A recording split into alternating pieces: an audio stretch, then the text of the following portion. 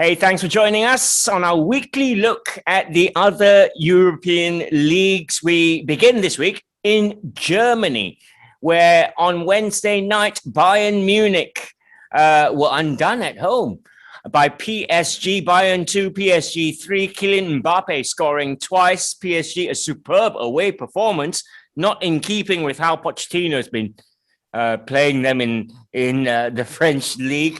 But Choupo-Moting getting on the score sheet, Bob, for Bayern. Gary Lineker tweeted straight afterwards, so he can now also do it on a snowy Wednesday night in Munich. Yes. Well, he didn't do it too often on a snowy night in Stoke, did he?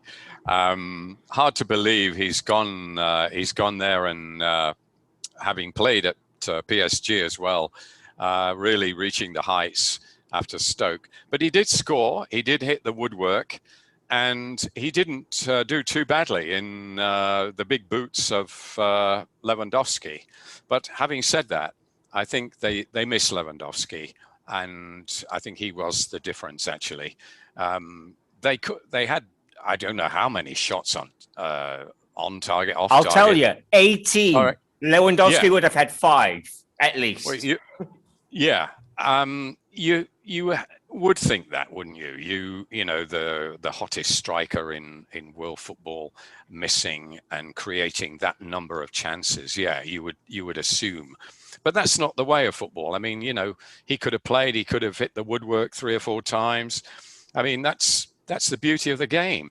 I thought Bayern were superior. I think they could have won it quite easily on another day with a bit of luck. But PSG are always a threat. And when you've got Mbappe and Neymar, I mean, let's not forget Neymar. Mbappe kind of stole the show, but Neymar got 3 assists. Yeah. No diving as well. And no. So, I mean, quite a selfless performance by his standards. But Neuer made an uncharacteristic mistake for the first goal. And but I've got a feeling that PSG might just hang on and actually get through this one. You know, everyone predicts every year the moment PSG bottle it, collapse, and they celebrate, you know, because nobody likes PSG. But somehow they can't keep doing this, not with the quality of players they've got, not a manager like Pochettino. And I think this might be the year when they actually win it, could even win it. If they beat Bayern, I think they've got a very good chance. Bayern, though, are the holders, says Corkill. They're going to fancy their chances. They're going to think we can go to Paris and score. But they need to win by 2 goals or win by 4-3. So they've got to score a lot of goals because the away goals goes in. Manuel Neuer was... Bob's called it a mistake. He's anticipated Mbappe hitting a better shot for the first goal, and it's gone through his legs. So Mbappe's had a little bit of fortune for the first. I thought his second was brilliant, cutting inside, delaying the shot, then shooting directly through the defender's legs. But I won't have anything said against Manuel Neuer. I think he's an exceptionally wonderful, fantastic, athletic goalkeeper, one of my all-time heroes. I'd reckon, though, Bayern are good enough to go to PSG, to go to Paris, and to take it because the league is just about wrapped up. Their victory last week really has decided that. They won against their nearest rivals, Leipzig, by 1-0. So the league is virtually wrapped up again. And what we need, if they do make it into the Champions League, we've got if they don't make it into the Champions League semis, there's a state-run team, PSG, a likely state-run team for Manchester City, a likely Russian oligarch. And who says money isn't all that matters in Europe? Nobody ever said that. And I think it's bad. So from a footballing point of view, I'd love Bayern Munich to turn PSG over. Okay. Well, despite both German clubs losing in the Champions League, you still also got a fancy Dortmund, Craig Marias. They lost at Man City. They were unlucky. We talked about a poor refereeing decision, although Des wouldn't agree with us. But they're good enough to turn this one around. Yeah, we had one, I think, a few weeks ago as well. I said, I've been very disappointed with Dortmund this season. Domestically, they just haven't done it for me. You always feel, when you look at that squad going into the Bundesliga season, you think, okay, they've got some great players there. They can really push Bayern Munich this season, even possibly win it. And they just haven't done it. They haven't put up a title charge. They haven't run Bayern Munich close. And it, obviously they had that managerial change, halfway through, and it's just not worked. They didn't get a replacement in, and it's going to be next season, but they didn't get an immediate replacement in. It's just been a bit too messy for me. But when it comes to the cup competition, like the Champions League, that's when I think, you can see them come alive a little bit more. Whether the games are more suited to them or whatever it is, I'm not too sure. But it's hard to ignore. I know Jadon Sancho is injured, but you look at the quality. You still got Royce there. You got the emergence of Bellingham. Dahoud has been all right in the last few weeks, and you've got Gio Reyna, young kid, plays every now and again, big talent. They've got a good setup. They've got a good a core of players. But for me, going forward, it is all right for them. It's just defensively, I think sometimes, Matt Hummels, can he, once he gets under pressure with the likes of, Sterling, Foden and everything running at him, is he good enough to hold up? I just think, that's the area where they're really going to be struggling with. I can't see them upsetting City. I think it's going to be an open game. You'll see goals. Neither team will sit back. But you just don't have that faith in the Bayern Munich, in the Borussia Dortmund defense to kind of hold that City attack up. So I can't see any upset here. City to go through. All right, that's the German clubs in the Champions League. Here is your top six at the moment. Bayern Munich with a healthy 7-point lead over second place Leipzig. 10 points ahead of third place Wolfsburg. So when Des says the league is probably done, it almost certainly is. Bayern in action this weekend. They take on seventh place Union Berlin, Saturday 9:30. I think the standout tie is the two form teams, fourth versus third.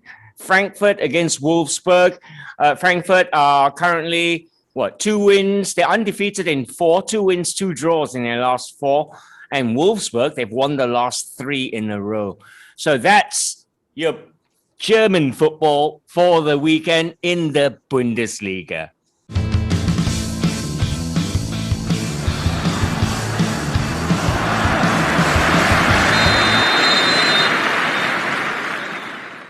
And back with Italian football and Serie A, where in the Europa League, the only club left flying the Italian flag, Roma, had a come-from-behind win against Ajax. So they're well and truly, I'd say they probably, if they make it through, they're going to be one of the favourites for the tournament, Des. Possibly. They were a little bit fortunate at Ajax, though, because they came up against a debut goalkeeper, tall, 6'6" Dutch fellow called Scherpen, who threw one in. They also had a penalty saved. I've been waiting for a moment where a goalkeeper stood up and a penalty hit straight at him. That's exactly what's happened. Ajax were 1-0 up. They won a penalty, legitimate penalty, and then Tadic, I think it was, did the old shimmy, and then straight down the middle of the goal, goalkeeper stood up. That changed the game. It changed the whole complexion of it. The goalkeeper's error followed not long after, and then right at the very end, Ibanez scored a late one. So Roma, who need, it's a bit like some of the English clubs and Arsenal. They need Europa League because they're so far off the pace in the Serie A. What are they, 7th or something? Yep, so ousted by Lazio last weekend. Yeah, the exactly. top 6. So they needed that victory against Ajax. It could be interesting.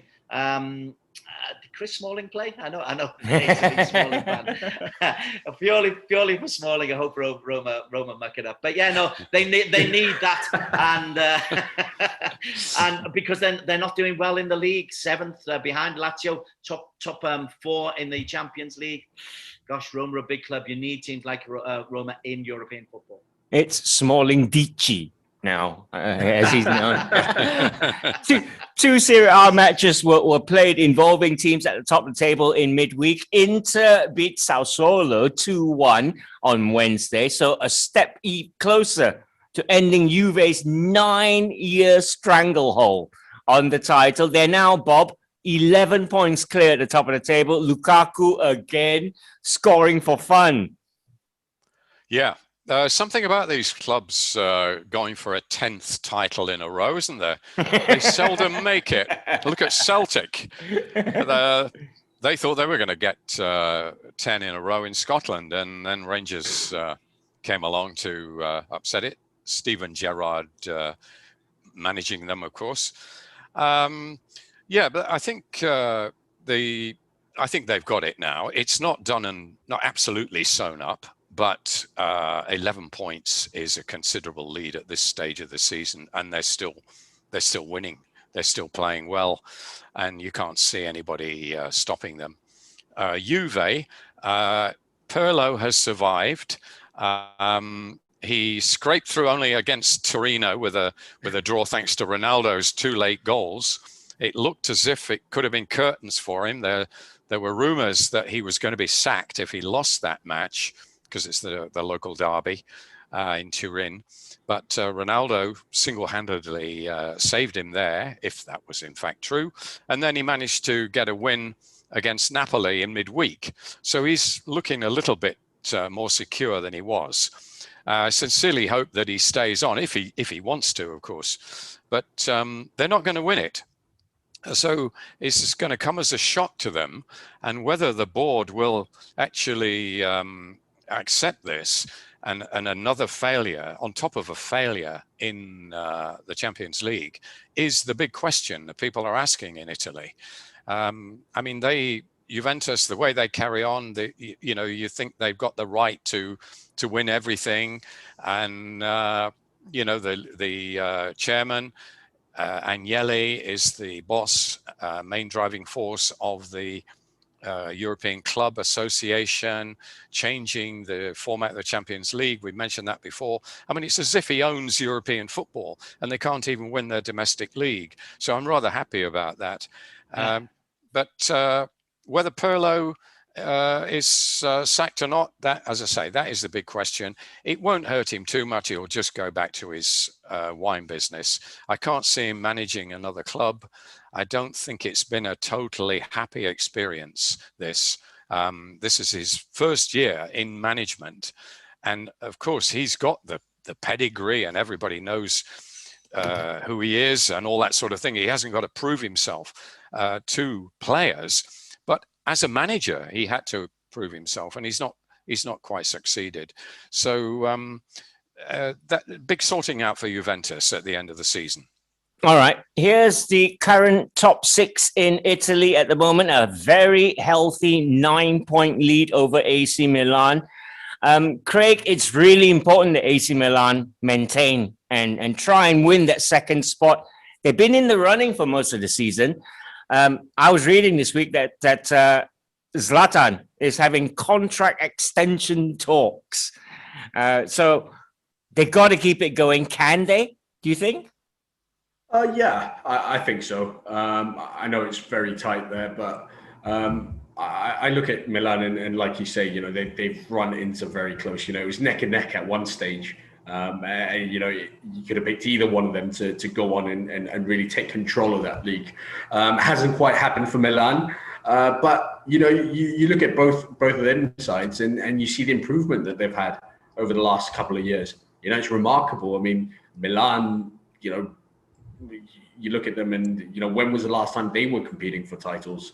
I can't remember. I mean, you think about the great Milan sides that were winning, the Champions League and competing for that. They've really over the last few years fallen off the pace of it. Obviously Juventus have come onto the scene and dominated, like Bob said.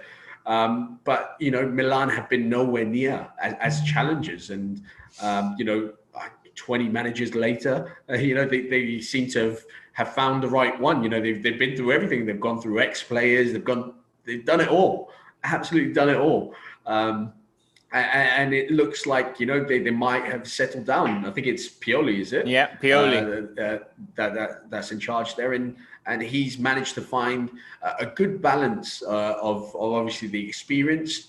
You know, when you talk about Ibrahimovic, and then you got the youngsters that are coming through, and he's got a few gems in midfield that really like Çalhanoğlu. I think he's a good player. I think his contract might be due soon as well, so I'm not sure if he's, you know, he's signed an extension. They've got Tomori in the heart of their defense from Chelsea. Yeah, but he hasn't featured a lot. He played last weekend. He played really well as well last weekend. Yeah. Well, he's meant to be the next Pirlo, isn't he, Sandro Tonali? But it hasn't featured as much as I think people would have expected him to. But, you know, good improvements. Conte as well on the other side of it. But I think, Inter have sewn this one up. And I can't. Do you guys know when the last time Inter won a league title was? Gosh, that's. I mean, we're going way back now, aren't we? Yeah, I mean, we are. It's been the quite 60s a team while. was great. They They've won it after the 60s, I'm sure. I Mourinho know that. won it, didn't he? No, did he? Mourinho. Jose the won double. He won a treble, right? Yeah, Jose did Double it. treble, yeah. Quick bit of research. I'll get to the answer very quickly. Yeah, I'm not sure if that was the last time they won it. But it's been a while since these Milan sides have been successful. So it's good to see these iconic sides back at the top. All right, here are your Serie A matches for the weekend involving the top six. Milan against second from bottom Parma. They've expected to win that surely. Inter Milan take on third bottom Cagliari. And another home win there. Juve, Genoa, Verona, Lazio, Sampdoria, Napoli, and Fiorentina, Atalanta is your Serie A fixtures. Sorry, Des, you want to say something? They won 5 in a row, 2006 to 2010. Very good. Into the break we go.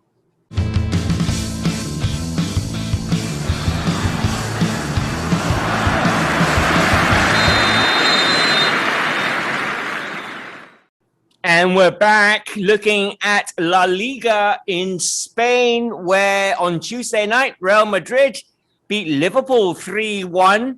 It was good performance from Real Madrid. We've spoken at length about how good that Madrid midfield are. When it comes to this stage of the season, Des Corkill, Zinedine Zidane and Real Madrid seem to come alive, don't they? Yes, they do. There was an interesting post-match question asked to Toni Kroos and Zidane about, hey, you beat the big boys, but you've had problems getting into this season. Then you suddenly look at the business end of the table. They're 3 points off top slot because Atletico Madrid are slowly but surely fading. They've got 1 foot firmly established in the semi-finals of the Champions League, and it's a completely different environment, and all this without the great Bernabeu. They're playing in a little Subbuteo stadium, and they're still training ground, isn't it? Like masters, yeah. So to be fair, there was a great bit of trolling by the guys who designed that training ground, because Jurgen Klopp claimed that the atmosphere wasn't conducive to a big game, and they've sent him a model of the stadium, which I thought was quite funny. Not very classy, but quite funny. Bit of Spanish humor there. All right, well, Liverpool with it all to do in the second leg next Wednesday. There was a La Liga match played on Wednesday. It was Sociedad against Bilbao, a Basque derby, which ended 1-1. Sociedad won the Copa del Rey from the year before last weekend. Granada 0. I know, confusing, right? It was against Bilbao as well, wasn't it? It was against Bilbao as well, yes, just to help us along nicely. Granada lost to Man United 2-0 in the Europa League. Villarreal look like they're going to be the only team flying the Spanish flag in the Europa League. They won 1-0 away at Zagreb, which is a tough place to go. Unai Emery is the man in charge of Villarreal now. Here's a quick look at La Liga, the top 7. showing you 7 because you've got 3 teams there tied on 46 points. Sociedad, Betis, and Villarreal. It's a very close run thing, La Liga. We haven't said that very often in the recent years. This weekend, of course, it's the big one. Real Madrid in 3rd, Barcelona in 2nd, Sunday, 3 a.m. This one kicks off. Bob Holmes, unbeaten in La Liga since, end of January now. We were just saying with Des how Madrid come alive at this business end of the season. If they win this, they'll move up to 2nd, even closer to their crosstown rivals. Yes, they could end up doing the double. You wouldn't have put a lot of money on that, would you? Even probably in January. But that is Real Madrid for you. Come the end of the season, they get the scent of blood in their nostrils, don't they? I would just like to go back to this so-called stadium, this training ground. The thing that struck me about it, you saw the big name there, Alfredo Di Stefano Stadium. And really, for a player of his standing, one of the greatest in the world, top 6, I would say, of all time, to name the training ground after him, I think is an insult, quite frankly. I don't expect them to rename the Bernabeu because the Bernabeu, Santiago Bernabeu, was the real founding father of Real Madrid and all that. But to what looks like a pretty shambolic training ground, I agree with Jurgen Klopp. It didn't have the atmosphere of even an empty ground. I think that's a bit poor, really. And again, Alfredo Di Stefano, a lot of people, younger people, wouldn't have even heard of him. He was absolutely incredible. And the reason he doesn't get the accolades that he deserves is because he never played in a World Cup. That's the only reason. He scored a hat trick in the famous European Cup final win when they beat Eintracht 7-3. And I would recommend anybody to have a look at that game. You'll know why I'm raving about Alfredo Di Stefano. He was absolutely fantastic and deserves better. Anyway, getting back to the football. Both Barcelona and Real Madrid have woken up late on in the season. And I think it suggests that Ronald Koeman is probably a better manager than we may have thought, because he was handed a hospital pass in a way, wasn't he, with this job? I mean, it may have been his dream job, but when he took it, Barcelona were in disarray. Messi wanted to leave. Messi would barely give him the time of day. And he's managed to win Messi over. He's turned it around with a mixture of experienced players, guys who are probably past their peak. Messi, Piqué, Sergio Busquets. But he's blended in the youngsters as well. He's got some gems there. And they could win it. They could win the title. I mean, it's really, it can't be called a title decider because you've got Atletico Madrid at the top, but it's next to a title decider. Whoever wins this, I would say, I would fancy them actually to win it. So Ronald Koeman has sorted out this mess and got Barcelona to this level, and I think he deserves some credit for that. Going back to the Alfredo Di Stefano Stadium, 3 of 4 of Real's league defeats have come at the Alfredo Di Stefano Stadium this season. Now, as far as Barcelona are concerned, Koeman would have had more time with the team, Craig Marias. Bob mentioned they're in good form at the moment. They're coming off the back of 6 straight victories in the top flight. They had a 1-0 win against Valladolid on Monday night. So, and Messi, that he might become a pretty good player in his older age as well. I think both Madrid, both of these big teams have hit form at the right time, and just enough time to put in a real good challenge to Atletico Madrid at the top of the table. I agree. I think Koeman deserves a lot of credit. I think he came under a lot of criticism when he took the job the first few months. But they've somehow managed to find their way. What he's done, which I think is really good, he's started to blend in a lot of the youngsters who have been absolutely fantastic for him. Mariba has come in at times. What a player he's going to be. Pedri has managed to force himself into the Spanish national team. He's only 17, 18. I mean, it's quite remarkable. Obviously, he signed young players as well. It's like Sergio Dent's at right back. He's very good, isn't he? Yeah, very good player. Yeah. Very good player. So I think you put all of these together, and he somehow later on, 6 months later or whatever it is, has found the right balance, and it's working for them. The system's working for them. The players understand what they're meant to be doing. As Bob said, Messi was throwing his toys out of the pram not too long ago. Has he had a change of heart? He's started to start playing now. He's turning it on now. Yeah.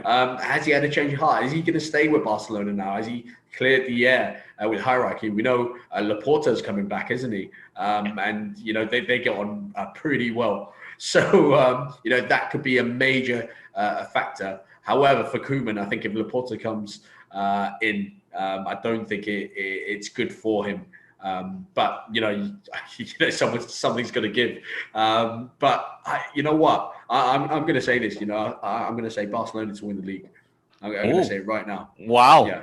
All right. I just think they're hitting form at the right time, and even this weekend, I'm going with it. I'm going with Barcelona and the kids. Team news ahead of El Clasico this weekend. Sergio Ramos will again be missing for Real Madrid, calf problem. Varane is also unavailable, tested positive for COVID. Eden Hazard, I read, is available and could make the bench. Has recovered from his muscular problem. Read into that what you will. Okay. As far as Barca are concerned, Coutinho and Ansu Fati remain on the sidelines. Gerard Piqué is making a return from recovery, but he won't make the game. Again, lots of youngsters. Craig mentioned Oscar Meguiza has been playing in the defense with Frankie de Jong and Clement Lenglet. So it's interesting. Who are you leaning towards for El Clasico, Des Corkill? Barcelona, as with Craig, because I think they do have this team mentality. This is their big cup final.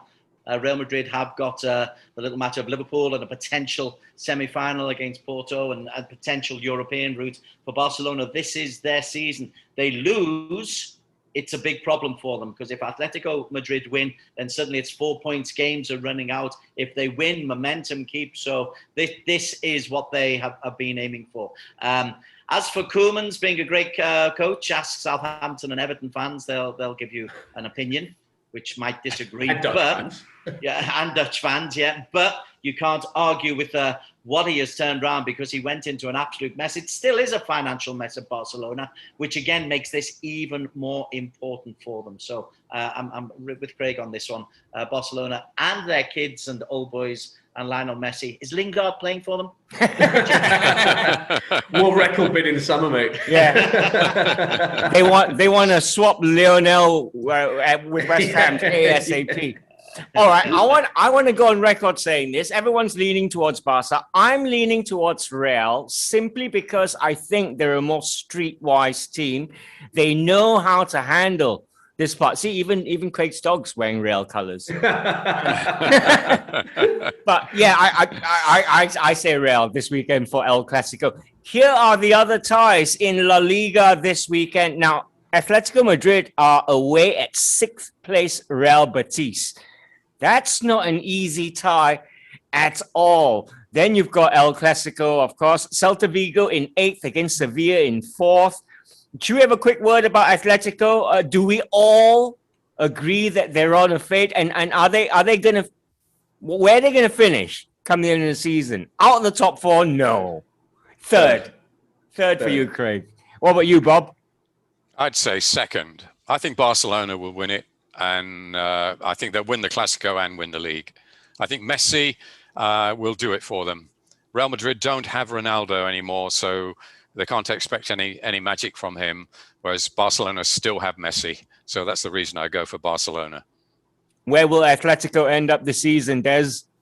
It will be cruel, but very funny because of that if they miss out on goal difference or by the merest of points, because they're horrible. So what, you're not even saying top 4, Des? No, they're second. Second, sorry. But just to miss out, bit like when Ramos scored that last-minute equaliser in the Champions League final. It's heartbreaking, but fascinating to watch. Brilliant stuff. Enjoy El Clasico and all the top football this weekend. I got to say thanks to Des Corkill, to Bob Holmes, and to Craig Marias. Thank you all for watching. See you next week. Bye now.